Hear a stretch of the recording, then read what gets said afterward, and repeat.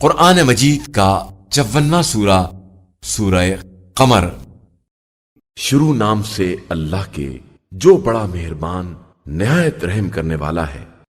قیامت قریب آ گئی اور چاند کے 2 ٹکڑے ہو گئے، اور یہ کوئی بھی نشانی دیکھتے ہیں تو منہ پھیر لیتے ہیں اور کہتے ہیں کہ یہ ایک مسلسل جادو ہے، اور انہوں نے تکذیب کی اور اپنی خواہشات کا اتباع کیا، اور ہر بات کی ایک منزل ہوا کرتی ہے۔ یقیناً ان کے پاس اتنی خبریں آ چکی ہیں جن میں تنبیہ کا سامان موجود ہے، انتہائی درجے کی حکمت کی باتیں ہیں، لیکن انہیں ڈرانے والی باتیں کوئی فائدہ نہیں پہنچاتی، لہذا آپ صلی اللہ علیہ وآلہ وسلم ان سے منہ پھیر لیں۔ جس دن ایک بلانے والا اسرافیل انہیں ایک ناپسندیدہ امر کی طرف بلائے گا، یہ نظریں جھکائے ہوئے قبروں سے اس طرح نکلیں گے جس طرح ٹڈیاں پھیلی ہوئی ہوں۔ سب کسی بلانے والے کی طرف سر اٹھائے بھاگے چلے جا رہے ہوں گے، اور کفار یہ کہہ رہے ہوں گے کہ آج کا دن بڑا سخت دن ہے۔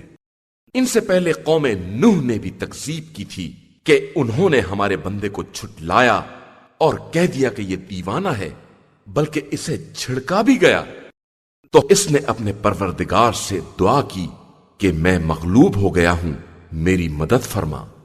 تو ہم نے ایک موسلا دھار بارش کے ساتھ آسمان کے دروازے کھول دیے اور زمین سے بھی چشمے جاری کر دیے، اور پھر دونوں پانی ایک خاص مقررہ مقصد کے لیے باہم مل گئے، اور ہم نے نوح کو تختوں اور کیلوں والی کشتی میں سوار کر دیا جو ہماری نگاہ کے سامنے چل رہی تھی، اور یہ اس بندے کی جزا تھی جس کا انکار کیا گیا تھا، اور ہم نے اسے ایک نشانی بنا کر چھوڑ دیا ہے، تو کیا کوئی ہے جو نصیحت حاصل کرے؟ پھر ہمارا عذاب اور ڈرانا کیسا ثابت ہوا، اور ہم نے قرآن کو نصیحت کے لیے آسان کر دیا ہے، تو کیا کوئی نصیحت حاصل کرنے والا ہے؟ اور قوم عاد نے بھی تکذیب کی، تو ہمارا عذاب اور ڈرانا کیسا رہا؟ ہم نے ان کے اوپر تیز و تند آندھی بھیج دی ایک مسلسل نحوست والے منحوس دن میں، جو لوگوں کو جگہ سے یوں اٹھا لیتی تھی جیسے اکھڑے ہوئے کھجور کے تنے ہوں۔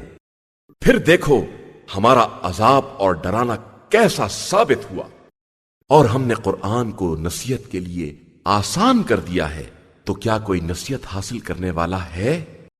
اور سمود نے بھی پیغمبروں کو جھٹلایا اور کہہ دیا کہ کیا ہم اپنے ہی میں سے ایک شخص کا اتباع کر لیں، اس طرح تو ہم گمراہی اور دیوانگی کا شکار ہو جائیں گے۔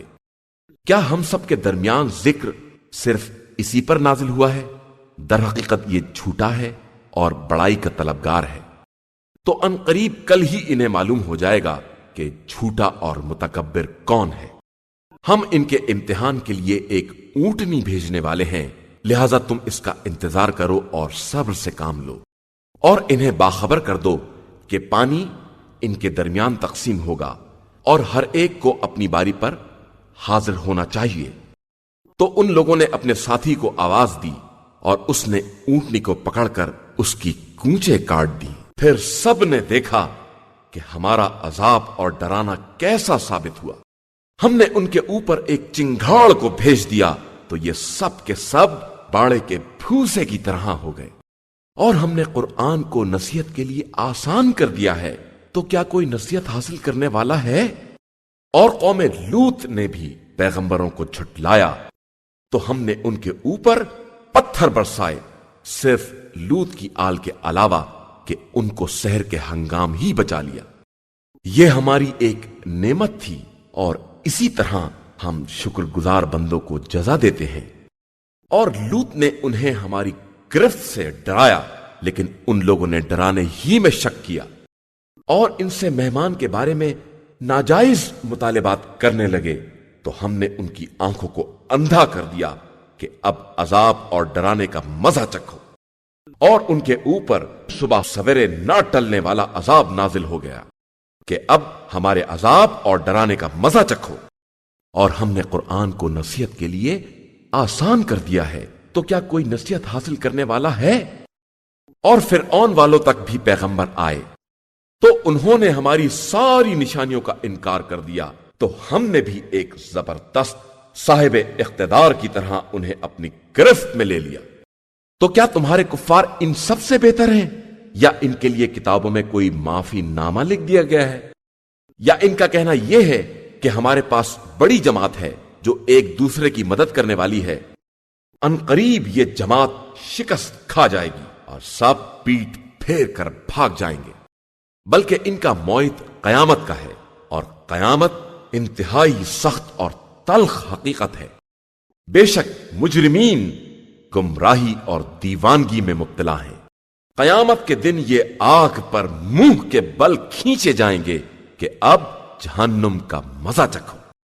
بے شک ہم نے ہر شے کو ایک اندازے کے مطابق پیدا کیا ہے، اور ہمارا حکم پلک جھپکنے کی طرح کی ایک بات ہے، اور ہم نے تمہارے ساتھیوں کو پہلے ہی ہلاک کر دیا ہے، تو کیا کوئی نصیحت حاصل کرنے والا ہے؟